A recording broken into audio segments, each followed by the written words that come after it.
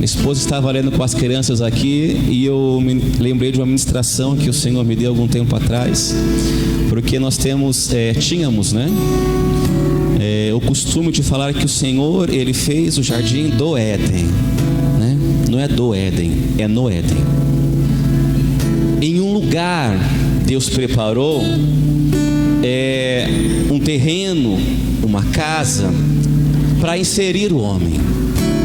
E nesta noite não é diferente. Eu tenho o costume de falar que quando Deus Ele fala, como Ele está falando esta noite, Ele forma. Quando Deus fala, Ele forma. Quando Deus fala, Ele coopera com o corpo. E o Pai nunca vai criar, Ele nunca vai te colocar em um lugar ou em uma situação que Ele não tenha preparado, Fernanda. Deus, Ele nunca vai te jogar ao léu para ver você saindo pela tangente. Eu não sei como você está na sua alma esta noite, na sede das suas emoções, no seu sentimento, naquilo que só você sabe, naquilo que o pastor não sabe, naquilo que o profeta não sabe, muitas vezes naquilo ou em uma circunstância que nem o seu esposo, nem o seu consorte sabe. Mas tem um homem nesta noite chamado Jesus Cristo de Nazaré, e Ele compreende as suas emoções, porque foi Ele que te formou, foi Ele que te criou, foi Ele que colocou esse sentimento em você. E desde a hora que eu cheguei aqui nessa estrutura, neste lugar alugado para abrigar você da chuva e do sol, o Senhor Ele está lançando algumas pedras, Pastor Tito, que eu não escrevi aqui no rascunho. E eu escrevo às vezes assim para a gente poder conseguir pregar como um pastor, começo, meio e fim.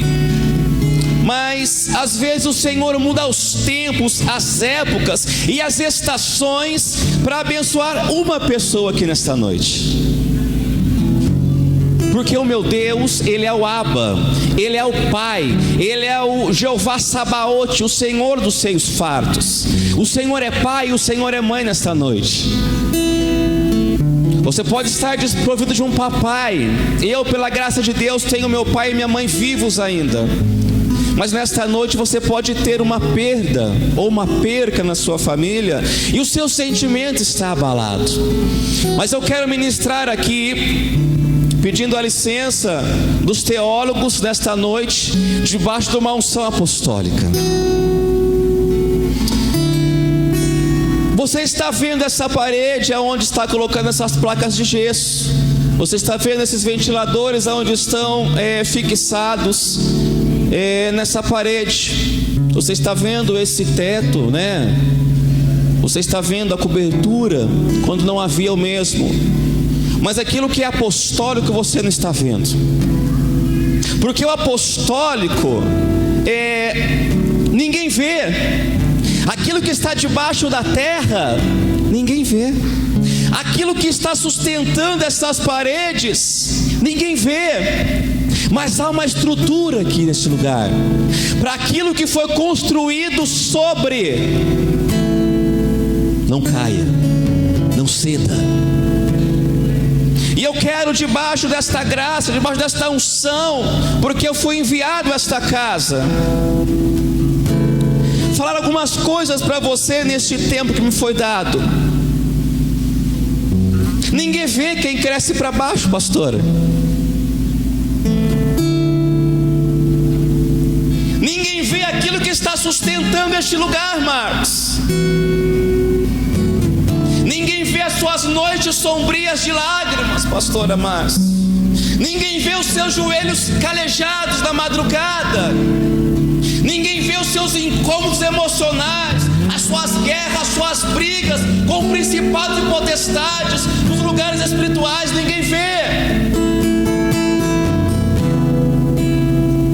Todo mundo vê quando há uma unção profética, e vem aquela unção e aquela emoção, e alguns ficam em pé, outros caem, outros voam, outros giram, outros berram, outros gritam. Mas aquilo que sustenta a raiz, ninguém vê. Mas não tem problema, pastor Tito, eu não me preocupo com isso, porque existe o Abba, o Pai, existe a mãe, e existe um amigo mais chegado que o irmão.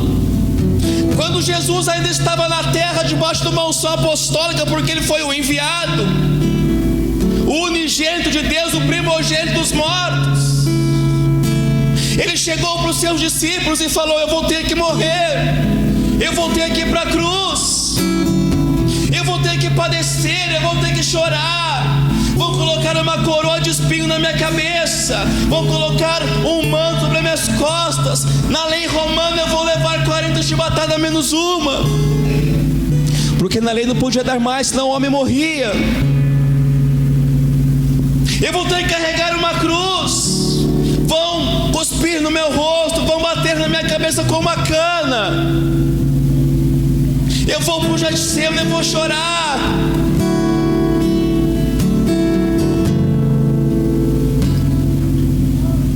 E Pedrão falou: mas como assim, Senhor? O Senhor é rei, o Senhor pode no abrir e piscar de olhos dissipar esse exército romano. Pedro, você não está entendendo nada do reino. O reino é luz, o reino não é glória de homens, o reino não é avião. O reino é como uma semente que você vai plantar de noite, e no outro dia vai nascer e você não sabe como vai nascer. O reino é um lugar preparado como Pai. O reino é um lugar onde a sua fé será ativada, porque o culto não começou ainda. O culto vai começar quando você sair daquela porta para fora. Aí o culto começa, profeta, quando ninguém vê, pastor. Só o Pai, só o Abba, o amigo mais chegado que o irmão. E quando ele foi cravado naquela cruz, os amigos, os profetas, os apóstolos, os mestres, os pastores estavam ali no pé da cruz. Não estava. Havia ali algumas mulheres, Maria Madalena, a mãe de Jesus, se não me falha a memória. Com quem você tem andado neste tempo?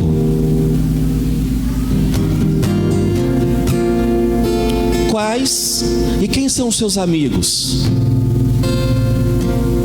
Se você tem,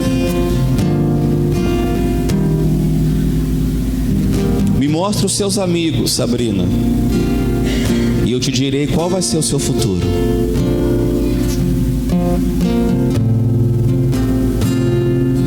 Vini, me apresenta os seus amigos e eu te falarei qual vai ser o seu amanhã. Ah, mas eu vou na igreja, eu sou ministro, eu sou pastor, eu sou profeta. Isso é secundário. Com quem você tem andado? E eu vou tentar, com essa introdução, entrar na palavra. Lá no livro do profeta Abacuque, depois de Miqueias, depois de Naum,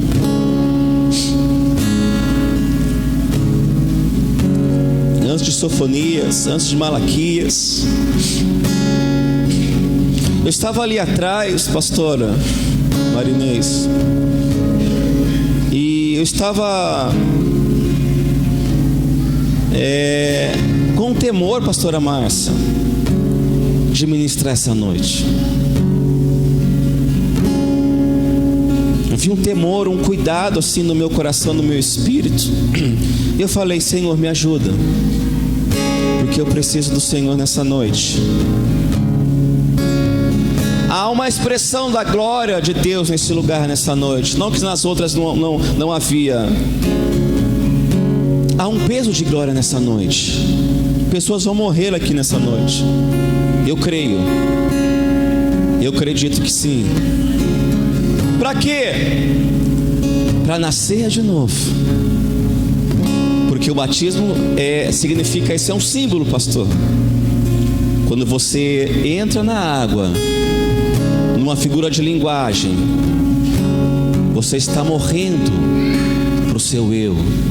Você está morrendo, entre aspas, para o seu passado, para as suas vontades. E você está ressurgindo para Deus, para o reino de Deus. E o Espírito Santo estava falando comigo a respeito dos tempos, das épocas, dos anos e dos dias. E ele me levou a um texto que há muito tempo eu não ministrava, não conversava com a igreja a respeito disso. Abacuque capítulo 2. Se você não achou, não tem problema nenhum você procurar no índice, tá? Não tem problema nenhum. E o verso 14. Mas antes de ler o verso, eu quero colocar você na história e no tempo que o profeta escreve. Quando Deus chama a Abrão, ele fala assim para Abrão: sai da sua terra e da sua parentela. Mas para onde, Fabi? Para uma terra que eu te mostrarei. Abraão, filho de Terá, ou de Tera, ele era de Ur dos caldeus. Ele queimava incenso. Ele adorava postes ídolos em Ur dos caldeus. Ele era um feiticeiro juntamente com seu pai. Por isso que ele fala: sai desse meio. Sai desse meio. Sai do meio dessa amizade. Sai do meio dessas coisas que você tem feito. Porque eu preciso te santificar, te separar para, te deixar apto para. E Abacuque, ele vê esse povo novamente. E ele fala com Deus: Senhor, até quando eu vou clamar? Até quando eu vou buscar? Até quando eu vou chorar? E o Senhor não se levanta com justiça contra esse povo. Até quando essa nação, até quando esses políticos, autoridades vão deturpar a lei, vão comer o pão da viúva e dos órfãos, e o Senhor não move o seu braço? E depois você lendo o livro de Abacuque, são 3 capítulos, não me falha a memória. Deus, ele se levanta como justo juiz contra os caldeus. E ele vai fazendo justiça a cada turno contra aquela nação. Nação aponta para a família, para a casa, para gerações. E eu quero ler com você Abacuque 2 e o verso 14. Estão comigo? Amém? Está escrito assim: porque a terra se encherá do conhecimento da glória do Senhor, como as águas cobrem o mar. Porque a terra se encherá do conhecimento da glória do Senhor, como as águas cobrem o mar. Quando o profeta ele usa essa palavra terra, ele está falando do seu conhecimento, ele está falando daquilo que você vai começar a entender da glória de Deus, porque o Pai já derramou a sua glória sobre toda a terra. Quando Jesus foi manifesto em carne, a glória de Deus encheu toda a terra. A glória de Deus que o profeta fala aponta para a igreja. aponta para cada um de nós. Pastor, como conhecer a glória de Deus? Através de Cristo. O que fazer, o que falar, o que buscar, onde ir, o que ler neste tempo? Qual o posicionamento que devemos ter neste tempo como filhos de Deus, como os ruiós de Deus, os filhos maduros, para que Deus ele se levante numa figura de linguagem do seu trono e venha com justiça sobre a terra. O que cantar? O que Deus quer ouvir nesta noite?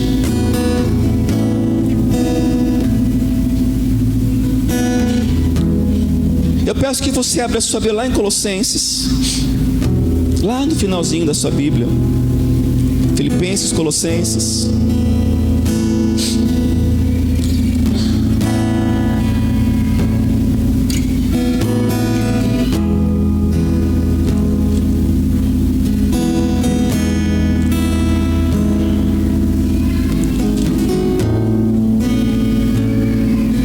O capítulo 1. Apóstolo Paulo escreve ao povo de Colossos, a uma cidade, ou à igreja de Colossos, aos colossenses. E ele escreve a respeito do conhecimento da glória de Deus. Você só vai desfrutar, preste bem atenção, você só vai desfrutar daquilo que você entende.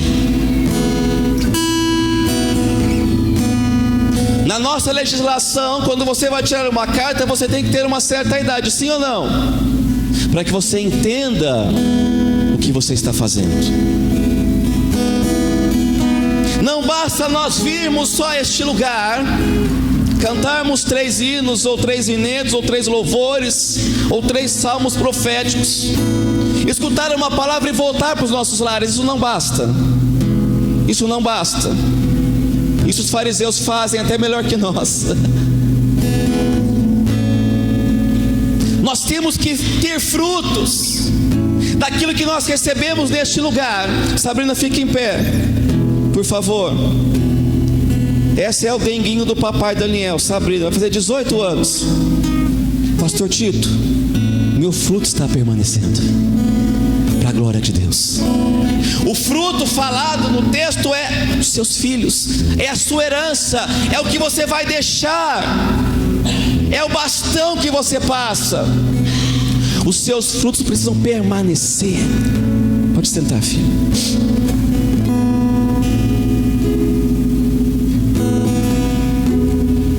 Os nossos filhos não farão o que nós falamos para eles fazer, eles farão o que eles nos veem fazendo. Eu lembro quando ela era pequenininha, acho que ela tinha uns 4, 5 anos, quando ela começou a escrever. Eu tenho até hoje guardado as cartinhas dela. O sonho dela era ser pastor. Falei, ai meu Deus, não dá para mudar esse sonho na cabecinha dela não, pastor. Uma advogada, uma médica, um astronauta, pastora mesmo. Mas se for a vontade do Pai, vai se cumprir. Aonde você tem colocado o seu foco? Aonde você tem apertado o ícone? Você tem pego o mouse, você aperta aonde o ícone? A parte principal, ou a parte que vai abrir a tela? Deixa eu te falar algo. Nós temos 3 reuniões. Temos as terças, as quintas e os domingos. Tem os ensaios, do louvor, das danças, as reuniões mensais. Isso não basta. Porque aquilo que segura, aquilo que sustenta, ninguém vê. O apostólico, pastor Tito, ninguém vê. Mas o apóstolo Paulo, falando aos Colossenses, no capítulo 1 e no versículo 9, ele se redige assim: por esta razão nós também, desde o dia que ouvimos, não cessamos de orar por vós e pedir que sejais cheios de conhecimento da sua vontade, em toda sabedoria e inteligência espiritual. Nós estamos aqui no ano de Josué. Pastor, mas o senhor não sabe a minha situação. Pastor, o senhor não sabe isso. Quando você pensar assim, lembre-se de José, vendido, lançado, apostado. Mas cada cova que José era lançado era um degrau que ele subia, mais próximo à sua vitória, pastora Marinês. Cada vez que os irmãos deles vendiam, era um degrau que ele subia em Deus. Então não olhe para a sua dificuldade, olhe para Deus, olhe para o Pai. Há um amigo mais chegado que o irmão que está com você, está do seu lado. Mas você precisa entender este tempo. Deus não coloca ninguém no deserto. E se Ele colocar, ou se você entrar, não é para Ele discernir o seu coração, porque Ele conhece o seu coração. Antes que você fosse uma massa informe no ventre da sua mãe, Ele te chamava pelo nome e te dava as nações por herança, as verdades. Sabe por que muitas vezes nós passamos provas e desertos, Vivi? Para Deus mostrar para nós o nosso coração. Para nós o nosso coração. Para nós o nosso coração. Porque a boca fala do que o coração está cheio.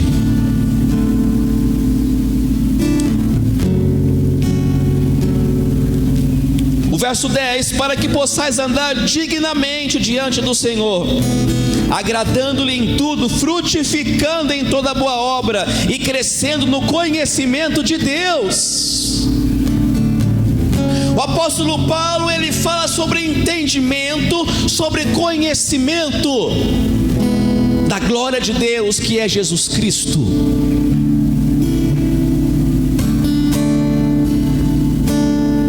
Pastor e pastores, não faço alusão a esta casa, mas se você ligar a televisão, você vê a igreja cheia, pipocando a igreja. É gostoso cantar, é ótimo cantar, o louvor é uma arma de guerra. Mas o que dá estrutura, aquilo que vai segurar a sua família, a sua casa, as paredes, ninguém vê. Que é quando você chega na sua casa, puxa vida, a profeta lançou uma palavra lá, eu vou ler de novo, eu vou comer essa palavra, sem ninguém ver. Adquirindo conhecimento, revelação de quem Deus é nas nossas vidas e do que Ele tem feito neste tempo.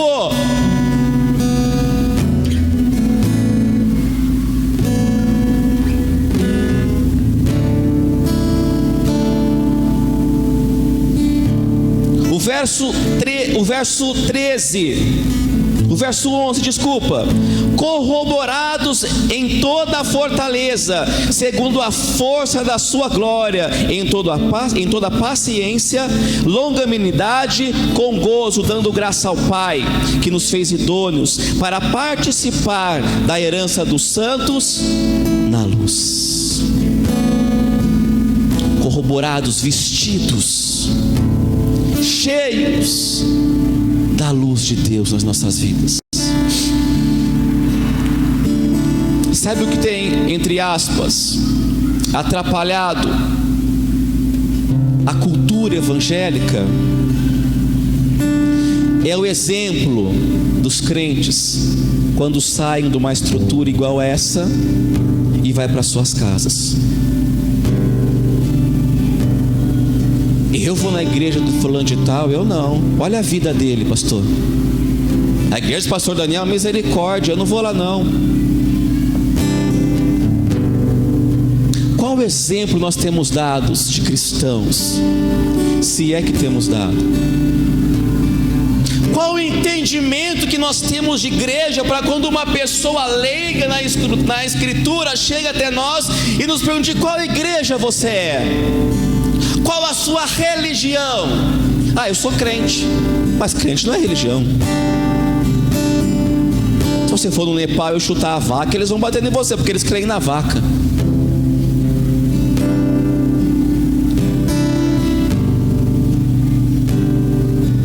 Que religião religião você segue? E a primeira palavra que a gente vê na boca, pastor, eu sou evangélico. Sabe qual é a minha forma quando as pessoas vêm conversar comigo? Me perguntam qual é a minha religião? Eu falo que eu sou católico. Como assim? Você não é pastor? Eu sou pastor, mas eu sou católico.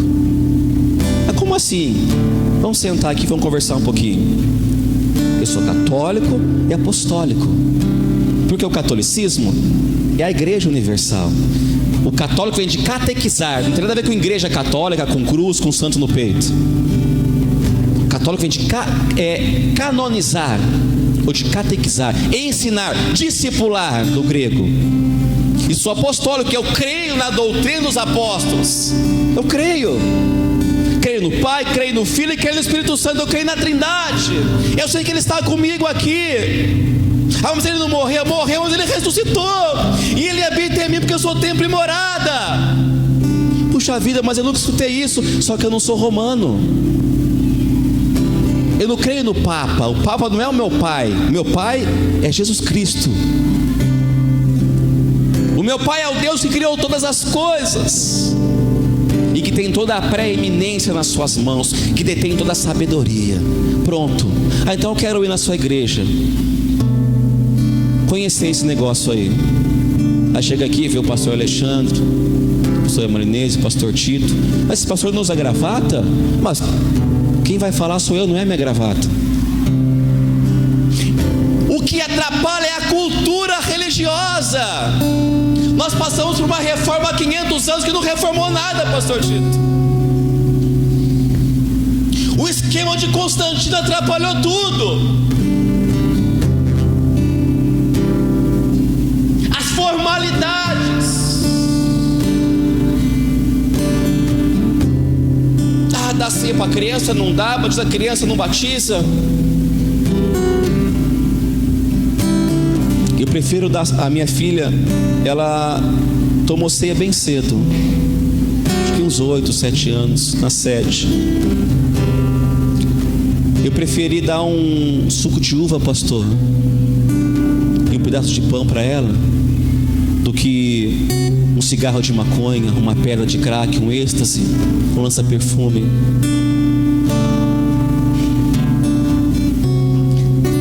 A religião vem do latim religare, que não religa ninguém com Deus. A placa não religa ninguém com Deus. Aí você é crente, eu sou católico, eu sou da Umbanda, eu sou espírita. Eu não sou nada, eu sou filho de Deus. Claro que chegando aqui nós vamos discipular, vamos ensinar, vamos injetar e embutir conhecimento na pessoa. Eu não ando com crente, eu não ando. Anda com Deus, amados. Anda com Deus. O Pai, Jesus, veio para os doentes, não para os sãos. Muitas vezes nós estamos mais doentes do que eles, porque pensamos, pastora, que Deus fez o crente, que Deus fez o espírita, o macumbeiro, o xexunuê, o umbandista, não sei das quantas. Deus não fez nada disso. Deus fez o homem à sua imagem e semelhança.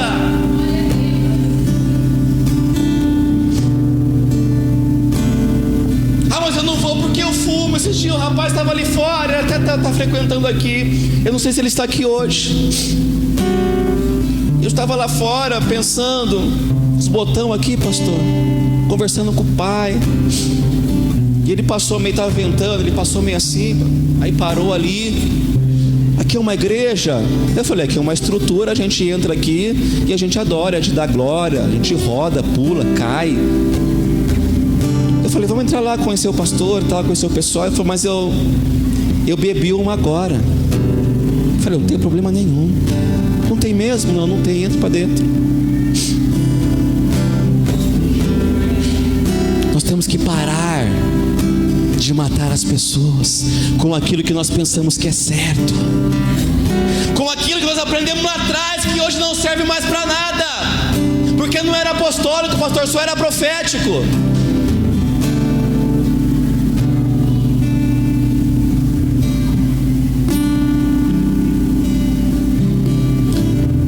Você precisa receber as unções do Cristo na sua vida.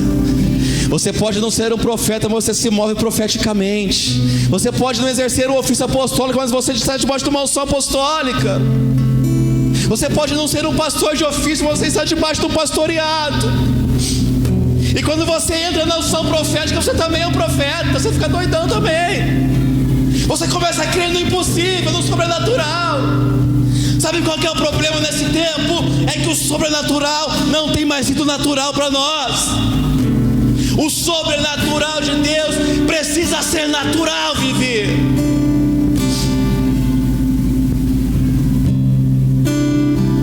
Mas eu não entendo assim. A minha linha teológica não bate. Pula aqui dentro, nasce de novo. Não vou fazer igual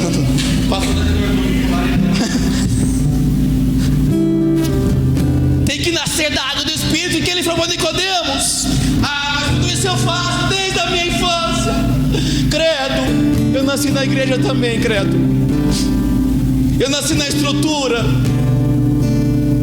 Eu era igual um papagaio, tudo que eu via falar, eu falava. Se o mover era para a esquerda, eu ia para a esquerda. Se era com o pessoal, era com o pessoal. Mas quando eu precisei, pastor, eu não tinha. Por quê? Porque eu não estava vendo o fundamento da coisa. Eu era um papagaio de pirata. Aí quando eu precisei, o pai falou: agora vem para mim. Agora vem para mim. E ele falou assim: você precisa ser cheio do conhecimento da glória. O seu espírito precisa ser um espírito inteligente. Aí o pai, o rei, vai te pegar e vai te colocar na segunda carruagem, porque na primeira é só ele. A glória é só dele. E vai te colocar para reinar sobre príncipes. Onde eu parei aqui? Colossenses.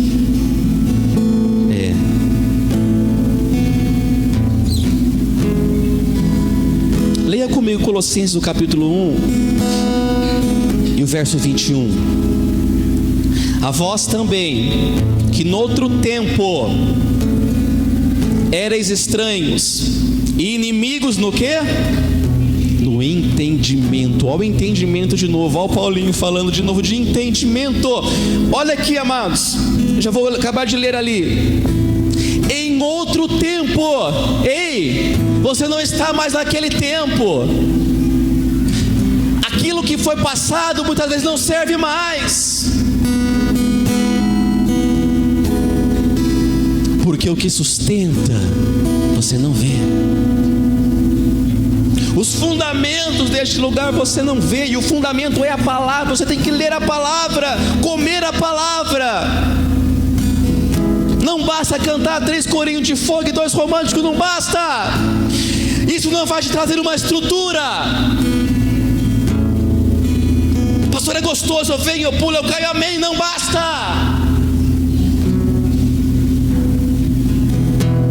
Não basta, você precisa ler, buscar, se conectar, se ativar.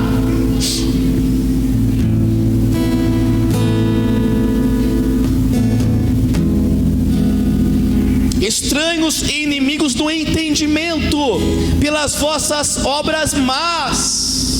Agora, contudo, vos reconciliou no corpo da sua carne, pela morte, para, perante ele, vos apresentar santos e irrepreensíveis e inculpáveis, se, na verdade, permanecerdes fundados e firmes na fé, e não vos moverdes da esperança do evangelho que tendes ouvido, o qual foi pregado a toda criatura que há debaixo do céu, e do qual eu, Paulo, estou feito ministro. Que evangelho você tem escutado? O evangelho batido no liquidificador com mamão e grãos? Qual evangelho você tem ouvido? Um evangelho de água com açúcar? Porque se for esse evangelho, no primeiro vento, não fica uma telha em cima da casa, porque não tem fundamento. E o fundamento é a palavra. E conhecereis o que? A verdade. O que vai te libertar? A verdade. Antes ele fala: sereis meus discípulos e conhecereis a verdade.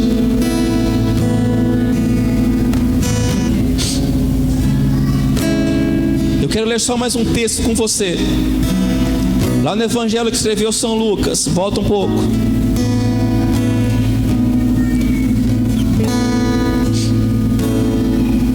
O capítulo 12.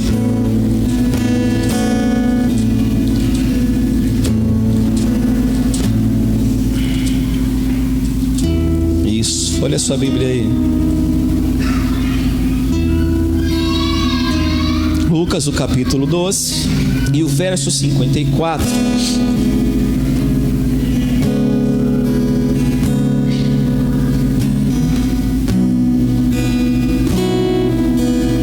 Amém? Lucas, o capítulo 12 e o verso 54. E dizia também a multidão: quando vedes a nuvem que vem lá do ocidente, logo dizeis: lá vem a chuva, e assim sucede. E quando assopra o vento sul, dizeis: haverá calma, e assim se sucede. Olha para mim um instante, estou terminando. Quando o meu avô era vivo, a minha avó era viva, eles moravam em Jacareí, não havia nem asfalto ainda. E a tardinha começava a vir, eles saíam para recolher a roupa. A minha avó e falava: filho, vai chover. Eu falei: mas como assim vai chover? Como você sabe que vai chover? Ela falou: como que tá lá? E não era que chovia mesmo? E outro dia armava aquele ventão, Fabi, aquele negócio escurecia. Ela falava: não vai chover não. Como assim não vai chover? Olha como que tá lá, aquele lado. Não é que não chovia mesmo? Issacar foi um homem da 4ª geração das 12 tribos, e ele conhecia, só que ele era preguiçoso. Ele tinha poder para lutar, mas ele gostava mais de dormir. Só que o que ele ensinou para aquela tribo, a tribo de Issacar, os que vieram depois dele, discernia os tempos e os modos.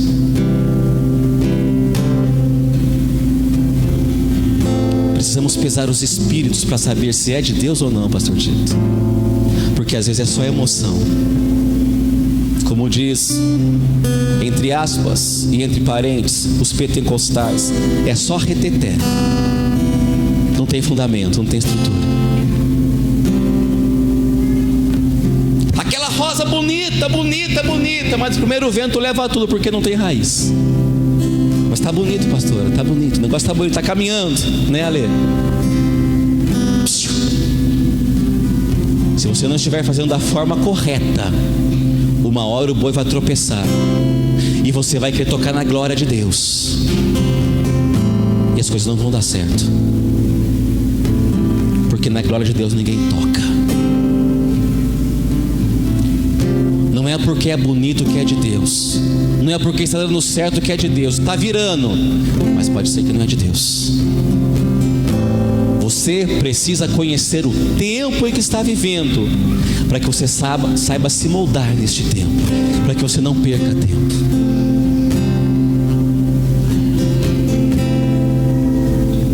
Os da tribo de Issacar, eles entendiam dos tempos, dos dias, dos anos, porque Deus trabalha com o tempo. Deus trabalha com ciclos, Deus fecha ciclos e Deus abre ciclos na sua vida, através da palavra.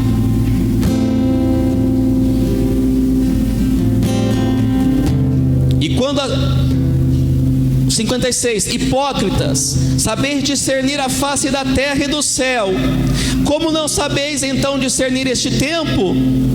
E por que não julgais também por vós mesmo o que é justo?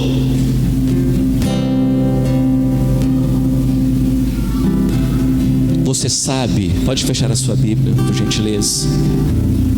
Você sabe quando vai chover e quando não vai.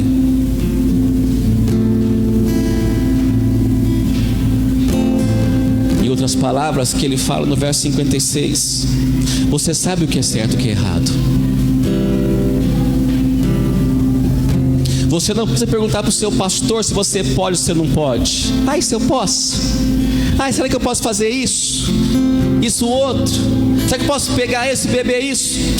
Você sabe o que você pode e você não pode. Você sabe o que é certo e o que é errado. Para que a minha, para que a sua vida progrida, faça o que é justo diante dele. Não importa se os homens não estão vendo o seu trabalho, o seu serviço, porque ninguém vê quem cresce para baixo. Quem quer ser o maior? Quem quer ser o maior? Que seja o menor, não, que sirva. Eu tenho falado que se eu não servir para servir, eu não sirvo para mais nada.